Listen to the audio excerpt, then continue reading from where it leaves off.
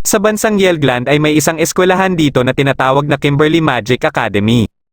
Sinasabing 20% na nag-e-enroll dito ay hindi nagagawang makatapos dahil sa iba't ibang kadahilanan at isa na dito ay ang pagkasawi. Isa sa nag-enroll dito ay ang binatilyong si Oliver Horn. Habang papasok na siya sa eskwelahan para sa entrance ceremony ay nakasabayan niya sa daan ang ibang mga first year din na sila Katie, Guy, Michaela at Pete. Ilang sandali lang ay dumaan dito si Nanaw na nakasuot pa ng kimono kaya naaga nito ang kanilang atensyon. Pagkapasok nila ng eskwelahan ay naabutan nila ang parada ng Magical Fauna. Nang dumaan ang troll ay may isang estudyante ang gumamit ng mahika kay Katie para patakbuhin ito papunta sa troll. Mabilis na kumilos sila Oliver at Guy at sumunod din sa kanila sila Michaela at Pete. Nang mapansin ng troll na papalapit sa kanya si Katie ay nawala na din ang mahika. Aatakihin na sana nito si Katie nang biglang sumigaw si Nanaw kaya napahinto ito. Sinamantala ni Michaela ang pagkakataon na ito para atikihin ang troll ngunit hindi ito umubra.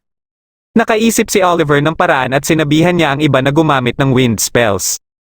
Nang maisagawa na ito nila Michaela ay gumamit si Oliver ng tibia para makalikha siya ng Dragon's Roar. Dahil dito ay hindi mapakali ang troll kaya sinamantala ni Nanaw ang pagkakataon na ito para umatake. Biglang nagbago ang kulay ng kanyang buhok na ikinagulat naman ni Oliver at sa isang atake lang nito ay bumagsak kaagad ang troll. Katapos ng pangyayaring ito ay tumungo na sila sa silid na paggaganapan ng entrance ceremony. Nagulat silang lahat nang dumating dito ang headmistress ng academy na si Esmeralda. Nagbigay ito ng welcome message at katapos ay dinala naman sila sa isang silid na may nakahandang mga mesa kung saan sinalubong sila dito ng mga second year. Habang kumakain sila ay dito na din sila nagpakilala sa isa't isa. Nalaman ni Michaela na ang kanyang ama pala ang nag-udyok kay Nanaw na mag-enroll dito. At dahil isa ding part-time lecturer ang kanyang ama dito ay siguradong ito ang nagrekomenda kay Nanaw kaya hindi na ito nag-take ng entrance exam. Katapos nila dito ay tumungo na sila sa dormitoryo at nakasama ni Oliver si Pete sa kwarto. Kinabukasan bago sumikat ang araw ay nagpasya si Oliver na maglakad-lakad muna sa buong eskwelahan. Makalipas ang ilang minuto ay may biglang kumausap sa kanya na isang babae. Isa umano siyang covert operative na ipinadala ng kanyang pinsan na si Gwen para matyagan siya. Nagpakilala ito sa pangalang Teresa ngunit hindi muna ito nagpakita ng muka. Makalipas ang ilang oras ay tumungo na sila sa kanilang klase. Una nilang klase sa araw na ito ay ang sword arts at ang guro nila dito ay si Luther. Bilang nakasanayang gawin ni Luther sa unang araw ng klase ay nagsasagawa ito ng duelo. Kaagad na nagboluntaryo dito si Nanaw kaya nagboluntaryo din si Richard. Alam ni Oliver na gusto lang ipakita ni Richard na mas magaling siya kay Nanaw kaya nagboluntaryo na din siya para makipagduelo din kay Nanaw. Dahil dito ay nagkaroon sila ng pagtatalo ni Richard kaya nagboluntaryo na din si Michaela na maging kaduelo ni Richard. Naunang nagduelo sila Oliver at Nanaw at bago sila magumpisa ay nilagyan muna ni Luther ng anti-let-Haley spell ang kanilang mga espada para maiwasan na magtamo sila ng pinsala. Pagkaumpisa nila ay muling nagbago ang kulay ng buhok ni Nanaw at nauna itong umatake. Ginamit ni Oliver ang grave soil ngunit mabilis na nakarecover si Nanaw. Patuloy ang palitan nila ng malalakas na atake hanggang sa makumbinsi na si Oliver sa posibilidad na marami na ang nailigpit ni Nanaw gamit ang espada nito. Pumasok pareho sa kanilang isipan na gamitin ang pinakamatindi nilang atake ngunit kaagad silang pinigilan ni Luther dahil nakita kaagad nito ang pinaplano nila. Dito na din tinanong ni Michaela si Richard kung kaya ba umano niyang pigilan ang mga ginawang atake ni Nanaw. Katapos ay sinabihan niya si Luther na hindi na lang sila magpapatuloy sa duelo na sinangayunan naman ni Richard. Katapos ng kanilang klase ay kinausap ni Nanaw si Oliver para hamunin ito na makipagduelo ulit. Ngunit kaagad siyang tinanggihan ni Oliver dahil ayaw nito na magpatayan silang dalawa. Sumunod nilang klase ay ang Spelology kung saan si Teacher Frances ang kanilang guro dito. Para naman sa ikatlo nilang klase ay ang Magical Biology na hawak ni Miss Vanessa. Pagsapit ng hapon ay nagkausap muli sila Oliver at Teresa. Sa pagkakataon na ito ay ipinaalala ni Teresa kay Oliver na mag-ingat umano ito sa pagpili ng magiging kaibigan. Katapos ay ipinaalam din nito na mawawala muna ito saglit dahil pupunta ito sa workshop ni Gwen. Kinagabihan katapos nilang kumain ay napansin ni Pete na naiwan niya sa kanilang silid ang kanyang libro kaya nagpasya ito na balikan ito. Dahil parehong alam nila Oliver at Michaela na hindi ligtas tuwing gabi ang academy ay nagpasya sila na samahan ito. Pagkadating nila sa silid ay kaagad nakita ni Pete ang kanyang libro. Ngunit nang pabalik na sana sila ay nagulat sila na naharangan na ng pader ang pinto. Katapos ay dito na din nagbago ang buong paligid at dito na nila napagtanto na nasa labyrinth na pala sila. Ilang sandali lang ay nagpakita sa kanila ang 4th-year student na si Ophelia na nakilala din kaagad nila Oliver dahil sa thesis na ginawa nito. Sinubukan nitong yayain sila Oliver na sumama sa kanya pero kaagad itong tinanggihan ni Oliver at tumakbo na sila palayo dito. Ngunit hindi pa man sila nakakalayo ay bigla namang may humarang sa kanila. Ito pala ay kagagawa ng 5th-year student na si Cyrus. Pagkadating dito ni Ophelia ay nag-asaran sila ni Cyrus.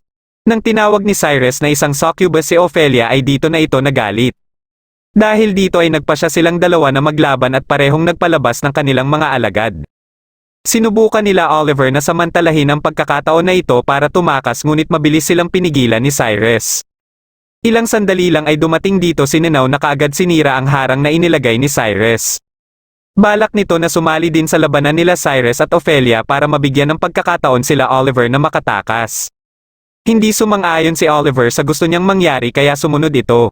Bigla namang may dumating dito para sunugin ang mga alagad nila Cyrus at Ophelia. Ito pala ay ang Student Council President ng Academy na si Alvin. Kasama din ito ang isa pang 5th-year student na si Carlos. Dahil dito ay wala nang nagawa sila Cyrus at Ophelia kundi bumalik na lang sa kanilang workshop. Ayon kina Alvin at Carlos na baka curious lang ang mga ito sa mga freshmen dahil bihira lang umakyat ang mga ito. Isang araw habang nasa klase sila ng sword arts ay naitanong ni Oliver kay Luther kung kaya ba umano nitong gumamit ng spell blade. Alam na pala ni Luther na darating din ang oras na may magtatanong nito sa kanya kaya ipinaliwanag niya muna kung ano ang spell blade. Sa ngayon ay may kilalang 6 na spell blades ang nag-e-exist pero marami pa din ang sumusubok na mag-develop ng bagong spell blade. Pero nananatili pa ding sekreto ang mga ito at hindi isinasa publiko kung sino-sino ang mga nakakagamit nito. Dahil din dito ay hindi niya din masasabi kung gumagamit ba siya ng spellblade o hindi. Makalipas ang ilang minuto at habang pinagsasanay sila ay nilapitan ni Richard si Oliver. Nag-asaran silang dalawa kaya lumapit na si Michaela para pigilan si Richard. Dito na hinamon ni Richard si Oliver sa isang practice fight. Pumayag naman kaagad si Oliver para tumigil na ito. Ngunit nabasa pala ni Nanaw na walang balak si Oliver na seryosohin si Richard at magpapatalo lang ito kaagad. Kaya nagalit si Richard ngunit napansin naman sila ni Luther. Pagsapit ng hapon ay kinausap ni Michaela si Oliver kaya nalaman ni Oliver na kababata pala nito si Richard. Sinabi din nito ang posibleng dahilan bakit gustong-gusto ni Richard na ipakita palagi sa lahat ang kakayahan nito. Ilang sandali lang ay biglang dumating dito si Pete para ipaalam sa kanila na pinuntahan ni Katie ang troll matapos nitong malaman na ililigpit na ito. Kasalukuyan nang nakikipagtalo si Katie sa isang guro na magliligpit sana sa troll. Dahil nainis na ito sa kakulitan ni Katie ay gumamit na ito ng mahika para patigilin si Katie. Dito na din dumating sila Oliver at nakilala kaagad ni Oliver na si Darius ang guro na kaharap nila. Balak na din sana silang atikihin ito ngunit dumating dito ang 4th-year student na si Vera para pigilan ito. Dumating din dito si Luther para ipaalam kay Darius na hindi pa pwedeng iligpit ang troll dahil under investigation pa ito kung ano talaga ang nangyari sa parada at sumang-ayon din dito ang headmistress.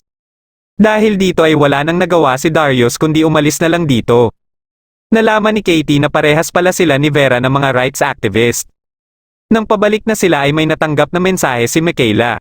Ito pala ay galing kay Richard na gustong hamunan sila Oliver at Nanaw sa duelo. Kinabukasan habang pinapakain ni Katie ang troll ay pinagtatawanan siya ng iba niyang mga kaklase. Pinag-uusapan naman nila Oliver ang hamon ni Richard at nagpasya ito na tanggapin ang hamon. Makalipas ang ilang oras at habang nasa silid sila ay narinig nila ang tatlo nilang kaklase na pinag-uusapan si Katie. Gusto sana ni Guy na kumprontehin na ang mga ito ngunit pinigilan siya ni Oliver. Ilang sandali lang ay dumating dito si Katie na kaagad namang nilapitan ng mga kaklase niyang kanina pa siya pinag-uusapan. Dahil sumusobra na ang isa sa mga ito ay napuno na si Oliver at pinasabugan ito. Kasama sila Guy at Nanaw ay dito na sila nakipag-away kaya nang malaman ito ng eskwelahan ay ikinulong tuloy sila sa detention room. Humingi ng tawad si Katie sa kanilang tatlo pero ayon kina Oliver ay wala umano siyang kasalanan at naniniwala siya na tama lang ang ginawa nila.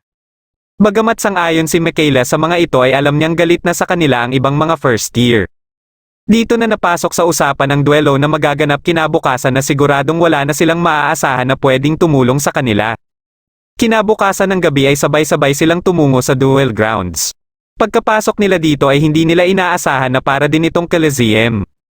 Nagulat din sila dahil maraming first year at second year ang nandito para manood. Bago magsimula ang duelo ay nagkaroon muna ng exhibition battle. Pagkalabas ni Richard ay pinalabas din ang mga werewolf. Ito pala ay ipapakita lang ni Richard kung gaano siya kagaling sa kobold hunt. Katapos ay nilapitan nito sila Oliver at dito na nila nalaman na hindi pala duelo ang gagawin nila kundi isang kobold hunt din. Sa isip-isip ni Oliver ay alam niya na gusto lang samantalahin ni Richard ang galing niya sa larong ito at maliban dito ay wala ding alam si Nanaw sa larong ito. May isang werewolf naman ang gustong tumakas ngunit pinagtulong-tulungan lang ito na atikihin ng mga second year. Sa galit ni Nanaw ay bigla itong sumigaw at pinagsabihan ang mga manonood na natutuwa sa ginagawa sa werewolf. Dahil dito ay pinagbabato siya ng mga manonood at dito na din siya nagpasya na umalis na dito. Ngunit may mga nakabantay naman sa gate na handang harangan siya ng puwersahan. Nang papalabasin na sana ng isang estudyante ang halimaw ay nagulat ito dahil ibang halimaw na ang kasama nila. Kaagad siyang inatake nito kaya tumilapon siya papunta kina Nanaw. Isa palang Garuda ang halimaw na ito at kahit si Richard ay hindi makapaniwala paano ito napunta dito. Sinugod nito ang ibang mga estudyante na walang magawa sa sobrang lakas nito. Nang tumakbo si Richard ay siya naman ang sinugod nito pero buti na lang ay nasangga ni Nanaw ang atake nito. Nilabanan ito ni Nanaw habang sila Michaela naman ay nilalabanan ng ibang mga werewolf na nagwawala. Nang tatamaan na sana ng Garuda si Nanaw ay mabilis na kumilos si Oliver para mailigtas ito. Si Oliver naman ngayon ang nakipaglaban dito ngunit nagawa nito na mapuruhan siya. Mabilis na sinangga ni Nanaw ang sumunod na atake nito at nagtago muna si Oliver para pagalingin ang natamo niyang sugat. Nakita niya dito si Richard na nanginginig pa din sa takot at hindi makapaniwala na nilalabanan nila ang Garuda. Sinabi niya dito na bagamat nakakaramdam din siya ng takot ay kailangan niya pa ding tulungan si Nanaw.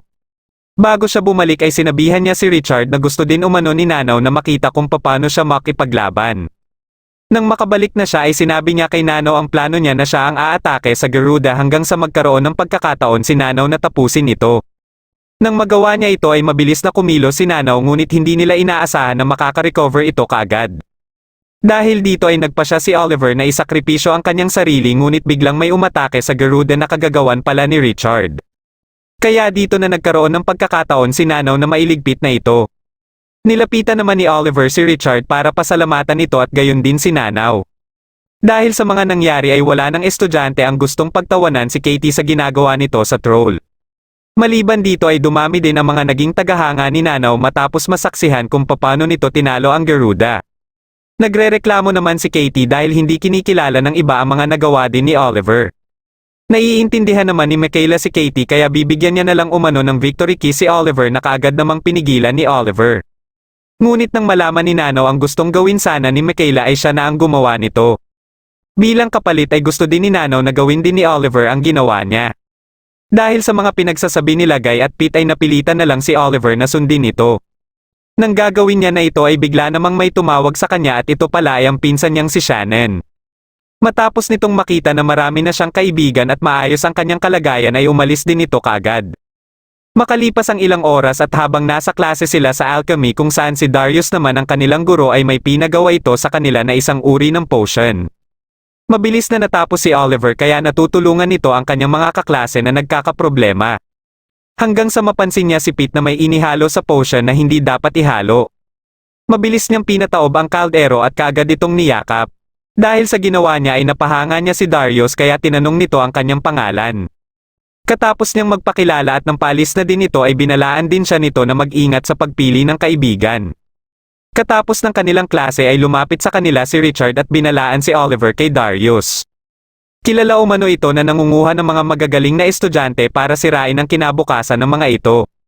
Gawain nito na kunin ang gawa ng kanyang mga estudyante at pinapublish sa kanyang pangalan. At siguradong di magtatagal ay iimbitahan na nito si Oliver at hindi niya dapat ito pagkatiwalaan. Katapos ay sinabihan din sila ni Richard na may gustong kumausap sa kanila tungkol sa nangyari nung parada. Ito pala ay ang salarin sa nangyari kay Katie nung araw na iyon at humingi ito ng tawad sa kanila. Nalaman nila na tutol ang pamilya nito sa mga katulad kay Katie na isang rights activist kaya isinagawa nito ang prank na iyon. Natanong naman ni Oliver kung may iba pa siyang kasama dahil bigla ding nagwala ang troll nung araw na iyon. Ngunit ayon dito na wala siyang ibang kasama at hindi niya din alam kung bakit nagwala ang troll. Pagsapit ng hapon at habang pinapakain ni Katie ang troll ay tinanong niya ito kung ano ang nangyari dito bakit ito biglang nagwala sa parada. Pero dahil alam niyang hindi ito nakakapagsalita ay hindi na din siya umaasa ng sagot. Ngunit nagulat na lang siya nang bigla itong magsalita at binalaan siya na wag nang bumalik pa dito. Kasalukuyan namang sinasanay ni Oliver si Nanaw sa paggamit ng mahika at habang ginagawa nila ito ay pinag-uusapan na din nila ang tungkol sa troll. Nang mabanggit ni Nanaw ang napansin niya na parang gustong tumakas ng troll ay napagtanto ni Oliver na baka may iniiwasan talaga ito. Dahil dito ay kaagad nilang pinuntahan si Katie ngunit tanging atim na lang nito ang nakita nila dito. Kinausap sila ng troll at nagulat din sila na nagsasalita pala ito. Ayon dito na siguradong dadalhin din umano si Katie sa pinagdalhan sa kanya at ito ay sa labyrinth. Kaagad silang tumungo dito hanggang sa makarating sila sa may hagdan pababa. Alam ni Oliver na mapanganib para sa kanila na magpatuloy pa kaya naisipan niyang humingi na ng tulong kina Alvin. Dito na biglang may kumuha sa kanila at nang magkamalay sila ay nakita nila si Vera sa kanilang harapan. Kasalukuyan pala silang nasa workshop nito at nakita din nila dito si Katie na walang malay. Nalaman nila na pinag-eksperimentuhan ni Vera ang utak ng troll ngunit bigo siya na pagsalitain ito. Ngunit nagawa umano ito ni Katie kaya balak niya ngayon na tingnan ang utak ni Katie dahil naniniwala siya na ito ang susi sa matagal niya ng hinahangad. Alam ni Nanaw na hindi na nila ito madadala sa pakiusap kaya sinugod niya ito ngunit naunahan siya gamit ang enchanted eye nito. Mabilis namang umaksyon si Oliver para kontrahin ang ginawang atake ni Vera. Sa pagkakataon na ito ay sabay na silang umatake kay Vera. Ngunit hindi pa din nila kayang malamangan ang bilis nito. Nang gumamit ito ng Tony Trust ay pinunteriya naman ni Oliver ang mga potion sa mesa kaya napahinto ito.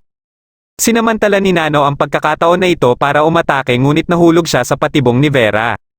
Pagkaatake nito gamit ang flama ay nalampasan niya ito pati na din ang impetus. Muli itong gumamit ng flama at sa tulong ni Oliver ay nagawa nila itong matapatan. Katapos ay sabay silang sumugod at si Oliver ang gumagawa ng paraan para mabigyan ng magandang pagkakataon si Nanaw na makaatake. Nagawa ni Nanaw na makalipat sa likuran ni Vera para makaiwas sa Enchanted Eye. Ngunit napagtanto din nila kaagad na may Enchanted Eye din pala ang kamay nito. Dahil dito ay gumawa ng paraan si Nanaw na maunahan ang Enchanted Eye at matagumpay niyang nagawa ito. Hindi naman makapaniwala si Oliver sa ginawang teknik ni Nanaw. Base sa pag-aanalisa niya ay may kutob siyang isa itong spellblade na wala sa 6 na spellblades. Ngunit walang kaalam-alam si Nanaw na nakagamit siya ng spellblade. Ilang sandali lang ay dumating dito sila Alvin at Carlos dahil may natanggap silang anonymous tip tungkol dito. Nang magkamalay na si Katie ay ipinaalam nila Oliver dito ang lahat tungkol kay Vera. Natanong naman ni Katie kung ano na ang mangyayari ngayon sa troll. May kutob si Oliver na hindi ito basta-basta ililigpit lang dahil sa kakayahan nitong makapagsalita. Dahil dito ay natuwa na din si Katie kahit pinagtaksilan siya ni Vera. Pagkalabas nila ng infirmary ay sinalubong sila ni Darius at inanyayahan nito si Oliver. Isinama nito si Oliver sa lugar kung saan matatagpuan ang iilang malalakas na mga halimaw pero madali lang nitong iniligpit. Hanggang sa makarating sila sa kinaroroonan ng gate kung saan lumalabas ang mga halimaw. Matapos itong maisara ni Darius ay dito na nagtanong si Oliver kung may alam din ba ito tungkol sa troll. Bukod sa nagmamadali ito na mailigpit na ang troll ay nalaman din niya na ito ang nagsusupply ng mga demi-humans kay Vera. Dahil hindi na ito maitanggi ni Darius ay sinabi niya na lang kung bakit sinusuportahan niya si Vera. Ito ay para matupad niya na din ang pangarap niyang tanggalin ang katangahan sa sangkatauhan. At gusto niya na tulungan din siya ni Oliver na maisakatuparan ito. Muling nagtanong si Oliver at ito ay tungkol na sa kung nasaan si Darius at anong ginagawa nito nung gabi ng 8 ng Abril taong 1525. Dito na napagtanto ni Darius na iniimbestigahan pala siya ni Oliver at nagtaka din siya na may kamag-anak pa palang nabubuhay ang babaeng iniligpit nila nung gabi na iyon. Dahil nakumpirma na ni Oliver na isa ito sa rason sa pagkasawi ng kanyang ina ay nagpasya na siya na iligpit ito. Pagkaatake nila ng sabay ay nakita niya ang iba't ibang klase ng hinaharap na pwedeng mangyari sa kanya. Dahil dito ay lumikha siya ng sariling hinaharap at gamit ang 4th spellblade na Angestavia ay nagawa niyang maputol ang kamay ni Darius. Katapos ay sinundan niya ito ng Tony Trust dahilan para bumagsak ito. Hindi ito makapaniwala na may nakakagamit pa pala ng 4th spellblade kahit wala na ang may-ari nito. Kaya dito niya na din nalaman na anak si Oliver ng babae na iyon. Gusto ni Oliver na maramdaman din ni Darius ang 128 na klase ng sakit na ipinaranas nila sa kanyang ina. Gagawin niya ito hanggang sa marinig niya mula kay Darius ang isang salita na gusto niyang marinig. Kaagad niya itong inumpisahan hanggang sa umabot na sila sa 57 pain spell. Dito na sinabi ni Darius na iligpit na lang siya na kaagad namang sinunod ni Oliver. Dumating dito sila Gwyn at Shannon na kasama din niya sa plano niyang paghihiganti. Nagulat naman siya nang mapansin ang isang babae at ito pala ay si Teresa. Nalaman niya na ito din ang nagbigay ng tip kina Alvin at Carlos nung nasa workshop sila ni Vera. Ilang sandali lang ay pinapasok na ni Gwen ang iba nilang kakampi para sa koronasyon ni Oliver bilang kanilang pinuno. Alam na din pala ni Oliver kung sino-sino pa ang mga nakasama ni Darius nung gabi na iyon. At ito ay sila Vanessa, Francis, Enrico, Demetrio, Baldia at si Esmeralda. Makalipas ang 4 na buwan ay ipinatawag na ni Esmeralda ang ibang guro dahil hindi pa din nagpapakita si Darius. Dahil dito ay napaisip na sila sa posibilidad na patay na ito. May hinala sila na may nagligpit dito at dahil sigurado nang wala ito sa kanilang anim ay naisip ni Vanessa na baka may kinalaman dito si Theodore. Hindi niya alam na nasa taas lang pala ito nakababalik lang mula sa paglalakbay nito sa iba't ibang lugar. At dahil wala din itong kinalaman sa pagkakawala ni Darius ay napatanong si Vanessa kay Esmeralda kung ano ang gagawin niya sakaling estudyante ang salarin. Sinagot naman ito ni Esmeralda na ipapatikim pa din umano niya ang pagdurusa na nararapat para dito. Habang natutulog si Pete ay may napanaginipan siyang kakaiba dahilan para bigla siyang magising. Nang magsalamin siya ay dito niya na napagtanto na nagbago na pala ang kasarian niya kaya bigla siyang napasigaw. Nang susubukan sana ni Oliver na lapitan siya ay kaagad niya itong pinagbawalan. Pagkadating nila sa una nilang klase ay napansin nila Nano ang kakaibang kinikilos ni Pete. Ilang sandali lang ay napansin ni Michaela ang kamag-anak niyang si Stacy kasama ang attendant nitong si Faye. Ngunit patuloy pa din ito sa pag-iwas sa kanya. Ilang sandali lang ay dumating na dito ang guro nilang si Dustin para sa unang araw nilang klase sa broom riding. Pagkapasok nila ng silid ay bumungad sa kanila ang maraming broomstick na paikot-ikot dito. Ayon kay Dustin na pumipili umano ang mga ito sa kung sino ang gusto nilang magmay-ari sa kanila. Nakita nila na marami sa mga ito ang may gusto kay Nanaw at hindi na din nagtaka pa dito si Oliver. Nang mapansin ni Nano ang isang broomstick sa gilid ay binalaan siya ni Dustin na mag-ingat dito. Nilapitan niya ito at nagpasya siya na ito ang kukunin niya. Sa una ay parang ayaw pa nito ngunit ilang sandali lang ay pumayag din ito. Kaagad niya itong sinubukan at namangha naman sa kanya si Dustin dahil kahit ilang beses niya na umano itong gustong pamuin ay bigo siya dito. Nakilala naman kaagad ni Oliver ang broomstick na ito dahil sigurado siyang ito ang gamit ng kanyang ina.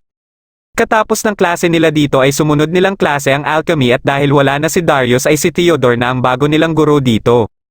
Sumunod naman nilang klase ay ang bago din nilang subject na magical engineering na hinahawakan naman ni Enrico. Para sa araw na ito ay naatasan sila na mag-dismantle ng mga kahon sa loob ng 1 oras. At kung hindi umano nila ito magagawa hanggang sa matapos ang oras ay may sorpresa siyang nakahanda dito.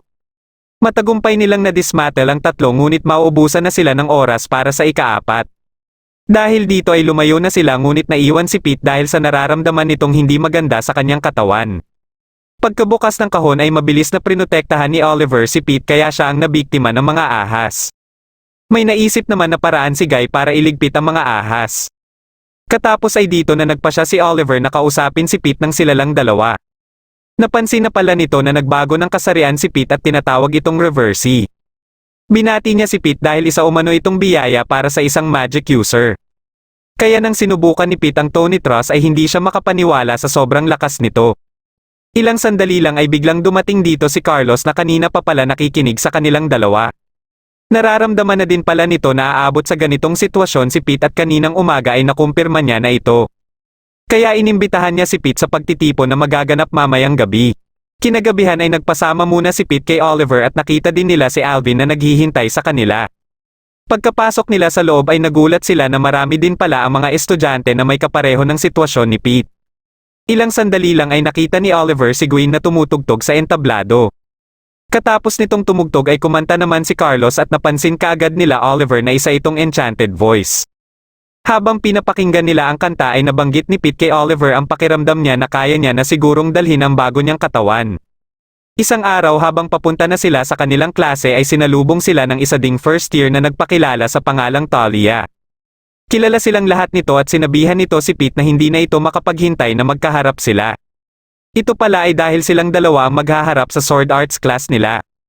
Baka sa mukha ni Pete ang emosyon na nararamdaman nito kay Talia. Pagkaumpisa ng laban ay kaagad siyang sumugod ngunit nagawa ni Talia na mapabagsak siya dahilan para matalo siya kaagad. Bago siya bumalik sa kanyang upuan ay sinabihan siya nito na hindi umano siya lalakas kung palagi lang siyang pinoprotektahan ng kanyang mga kaibigan. Dahil dito ay nakiusap siya kina Oliver na sanayin siya ng mga ito lalo na't sa susunod nilang klase ay gagamit na sila ng mahika. Hindi naman ito naging problema kina Oliver at kaagad na inumpisahan ang pagsasanay sa kanya. Nasa labas lang pala ng silid si Talia at nakikinig sa kanila. Kaya habang break time nila ay lumapit ito kay Pete para alukin na magsanay dahil mas mabilis umano siyang matututo kung ito ang gagabay sa kanya.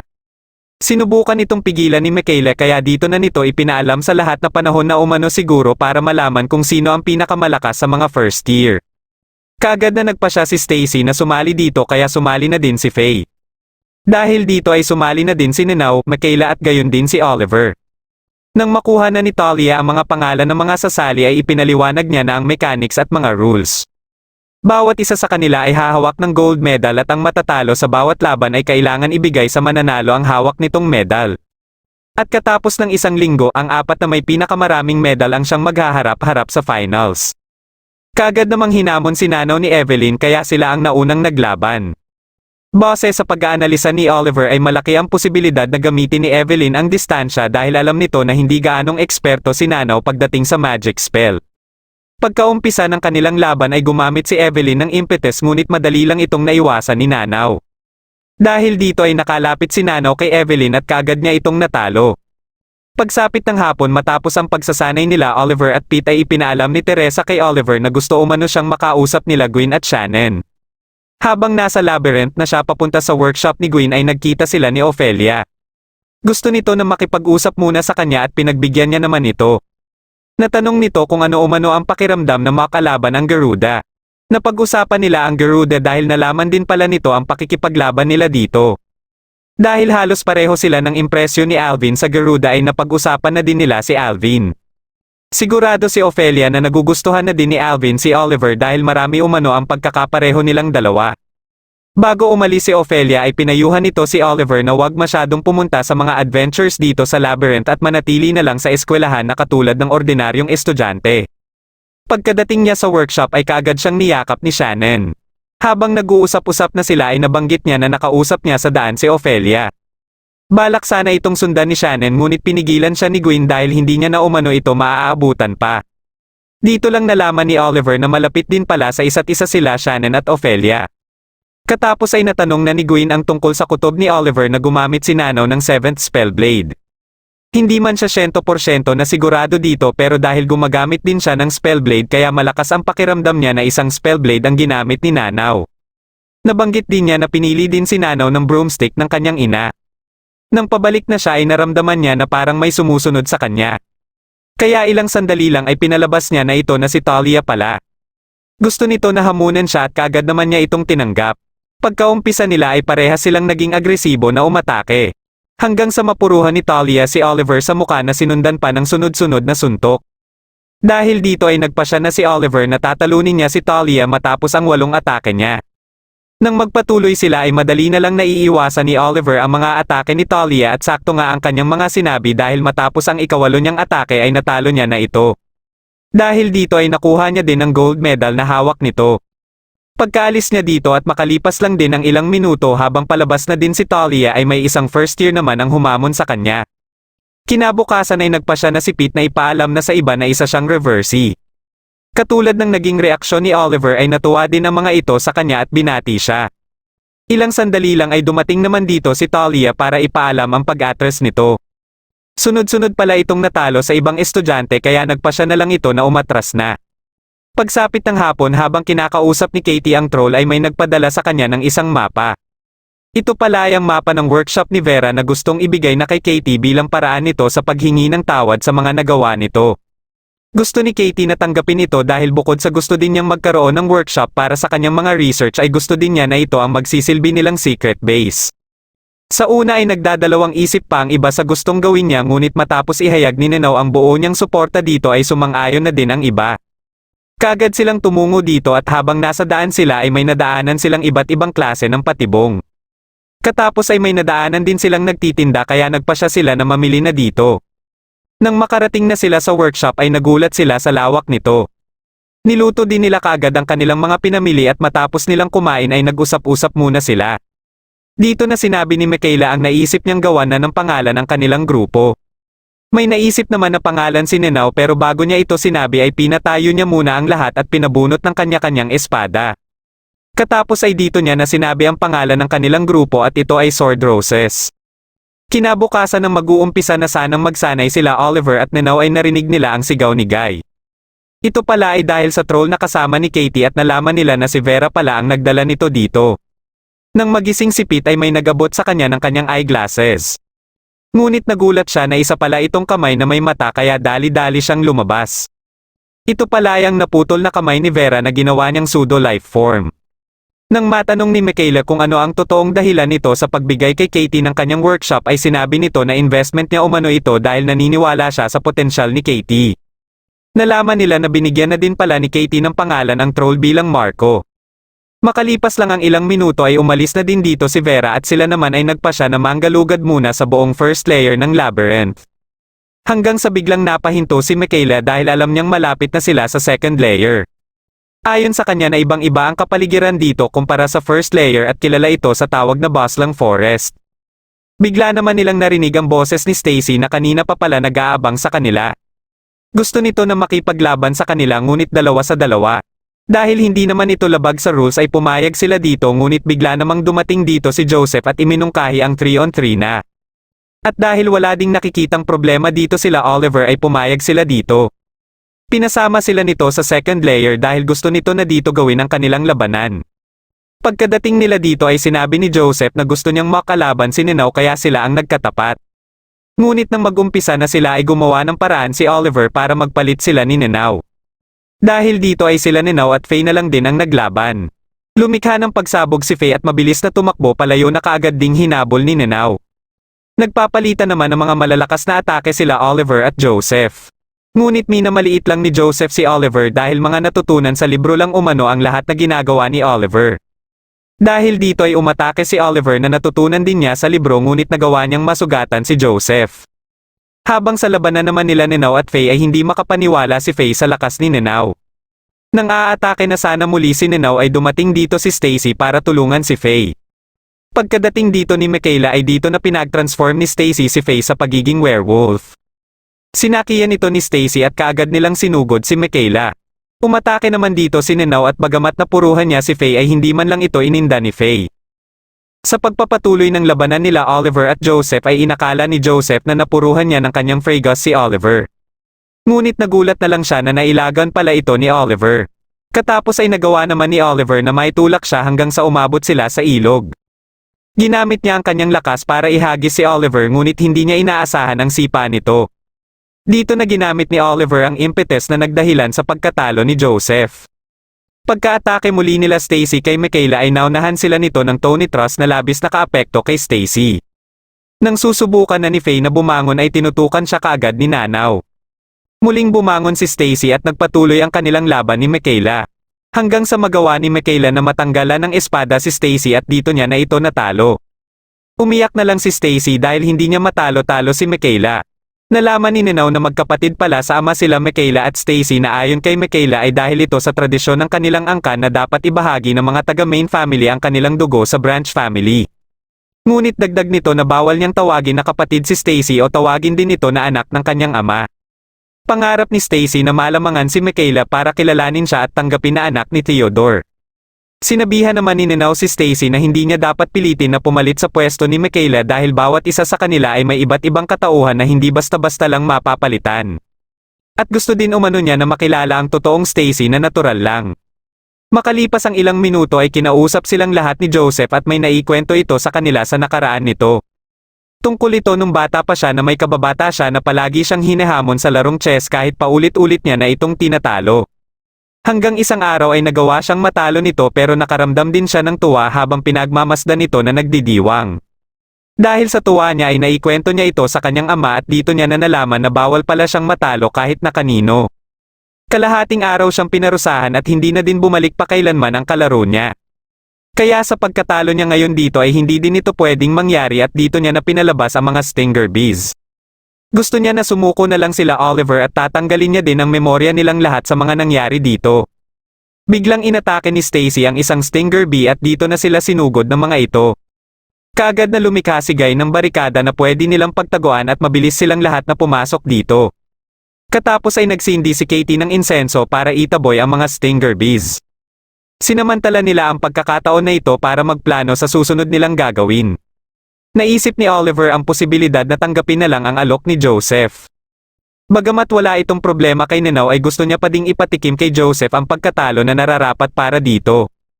Kahit sila Katie at ang iba ay ito din ang gusto kaya sinabi na ni Oliver ang isa pang plano na naiisip niya.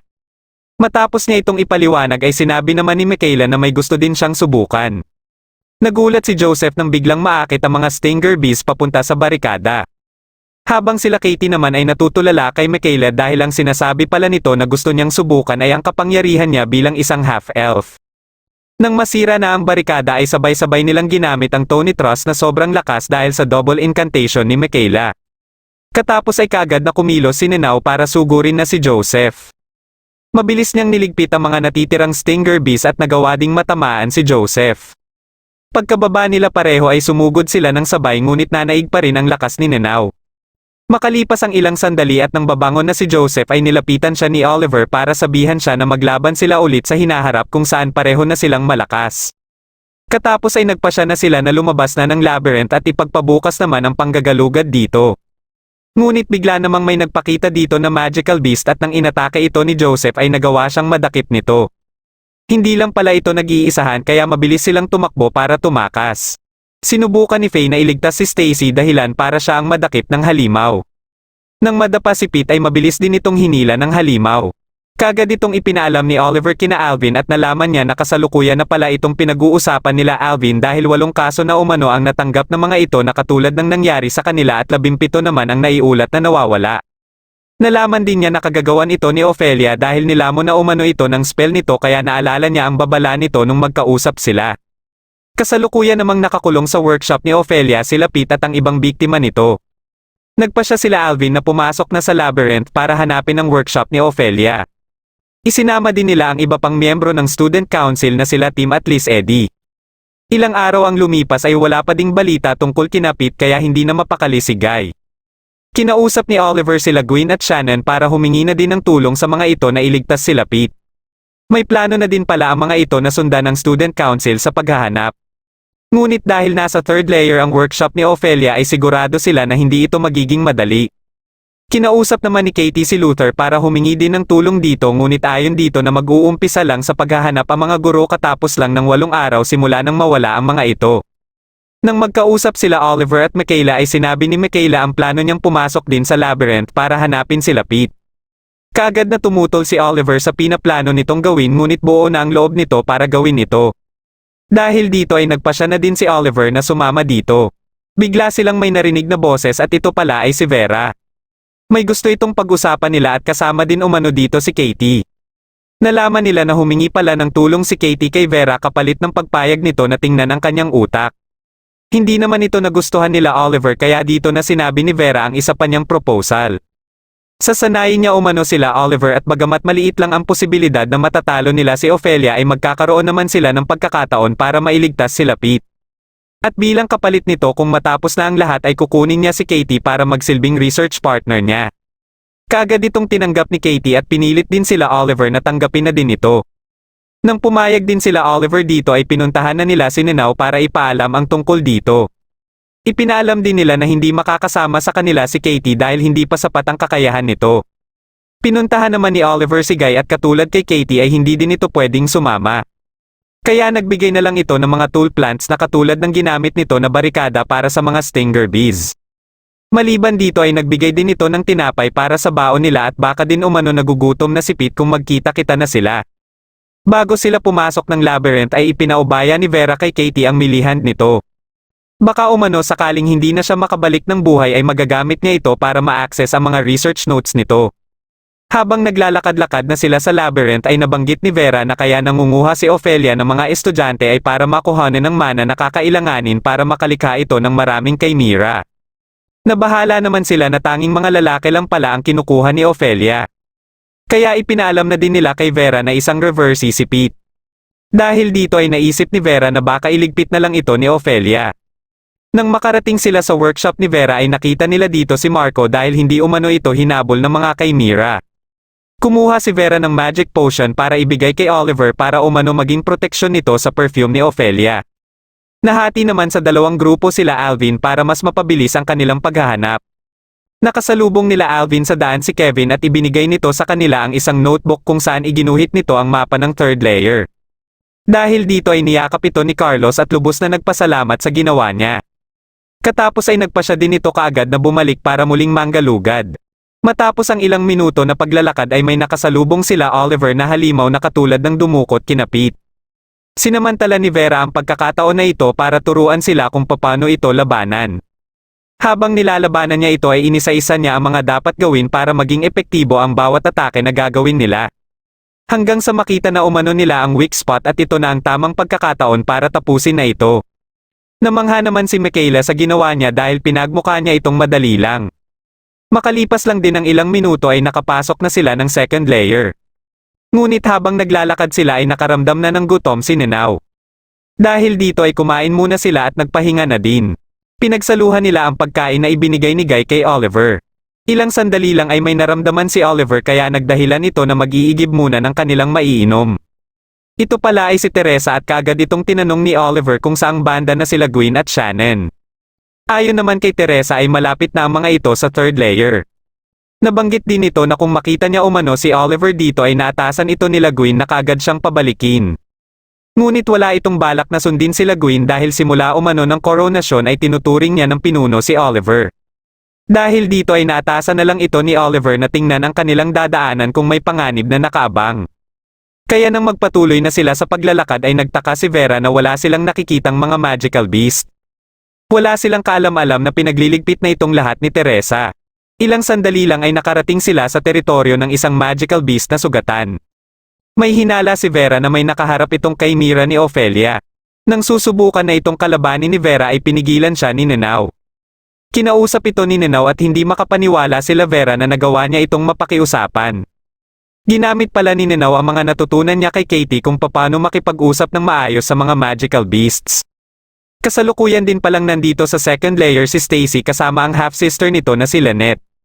Ito ay dahil balak din niya na iligtas si Faye mula kay Ophelia. Bigla namang bumangon ulit ang kasamang magical beast nila Oliver dahil may naramdaman ito na paparating. Isa pala itong Chimera na pinakawalan ni Ophelia at kaagad na iniligpit ang magical beast. Dahil dito ay mabilis na umaksyon sila Oliver para kalabanin ito. Habang si Vera ay naka-standby lang sa gilid para tingnan kung may natutunan ba sila Oliver sa mga itinuro niya. Ginagamitan ito ng iba't ibang magic spell nila Oliver at Michaela at si Nenao naman ang sumusubok na atakihin ito gamit ang kanyang espada. Ilang sandali lang ay nagkaroon ng pagkakataon si Nenao na maputol ang isang binti ng Chimera ngunit kagad lang din itong nag-regenerate.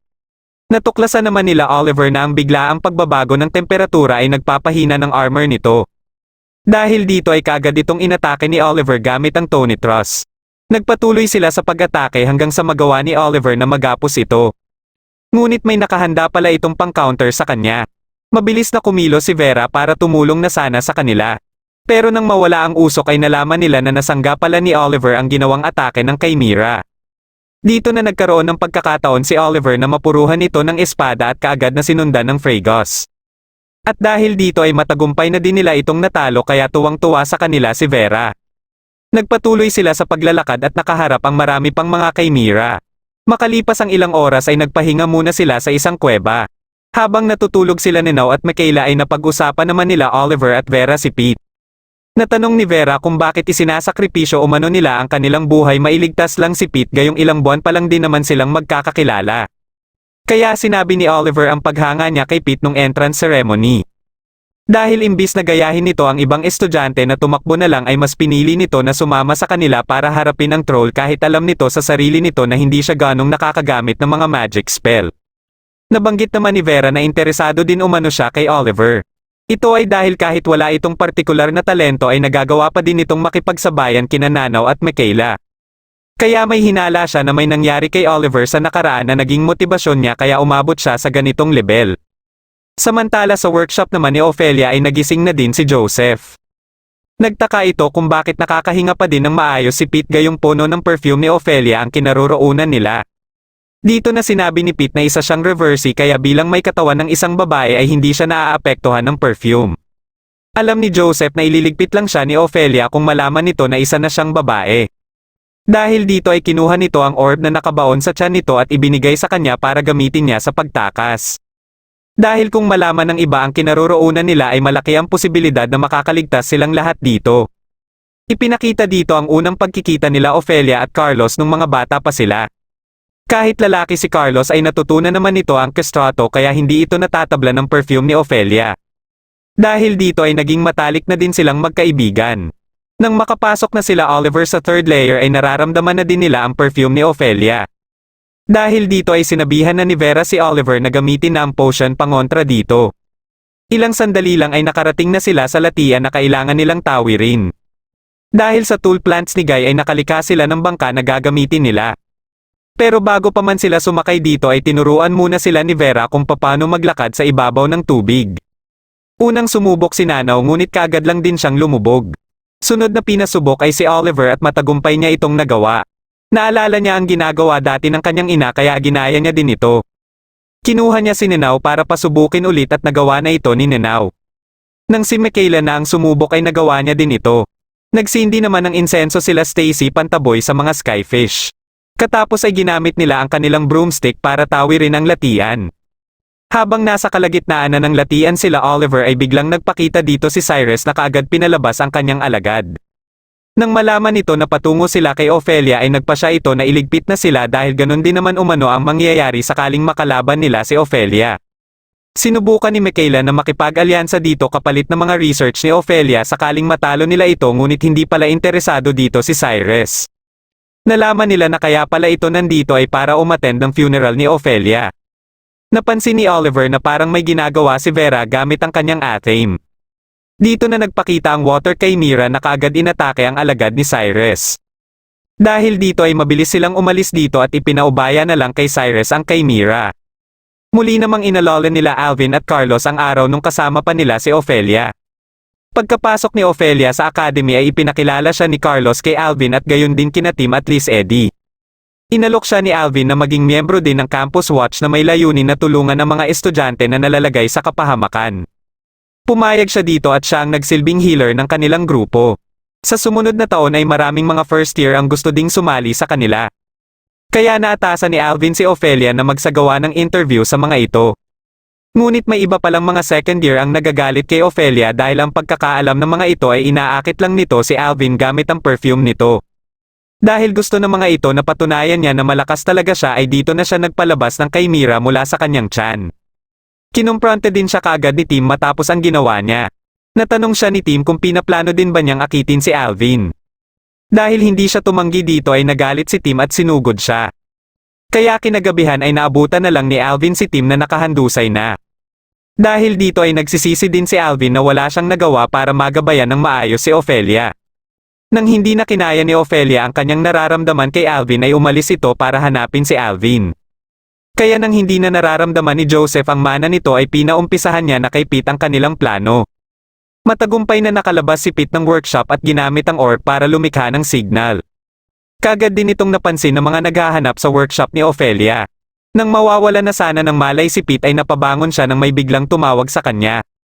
Ito pala ay sila Oliver ngunit hindi rin nagtagal ay dumating din dito si Ophelia. Nakiusap si Vera dito kung pwede umano silang hayaan na lang na makaalis dahil hindi din naman malaking kawalan si Pete. Ngunit wala itong balak na hayaan lang sila at nagsimula na ito sa kanyang incantation para sa Grand Aria.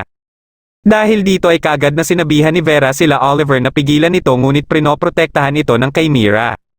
Ilang sandali lang ay nakumpleto na nito ang spell kaya parang nasa loob sila ng sinapupunan nito. Nasama din pala dito sila Stacy at dito na din nagsilabasan ang maraming chimera. Nilapitan ni Vera si Ophelia at may mga sinabi siya tungkol sa kanila ni Alvin na ikinagalit ni Ophelia. Pinaatake nito ang mga chimera na kaagad inunahan nila Vera at Michaela. Katapos ay susubukan na sana ni Vera na lumapit kay Ophelia ngunit napansin din siya kaagad nito. Ginamit ni Vera ang kanyang enchanted eye kaya na-petrify si Ophelia. Ngunit inatake naman siya sa likod dahil may pangontra na pala si Ophelia sa petrification niya.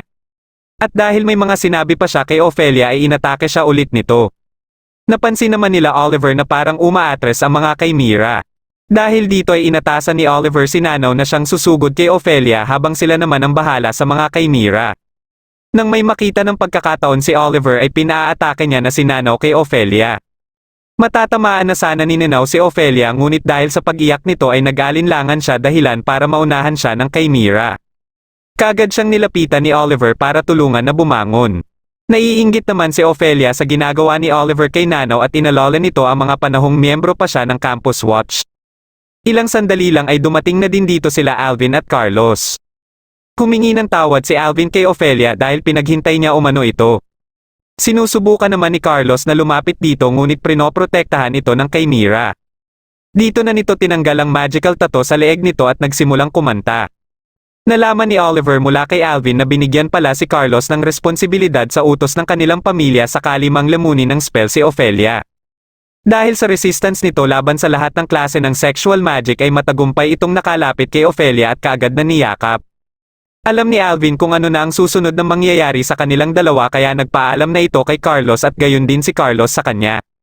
Ilang sandali lang ay tuluyan na silang naglaho pareho. Dahil dito ay nakawala na din sila sa spell ni Ophelia. Dumating dito sila Gwen at Shannon na parehong natuwa dahil ligtas si Oliver. Pagkalabas nila ng labyrinth ay sinalubong sila nila Katie at ng iba ding estudyante. Dito na nagtatapos ang huling episode ng Reign of Seven Spellblade Season 1. Kung nagustuhan mo ang ating kwento ay huwag kakalimutan mag-like at mag-subscribe na din para malalaman mo kaagad kung may bago akong video. Maraming salamat sa panonood at shoutout na din kina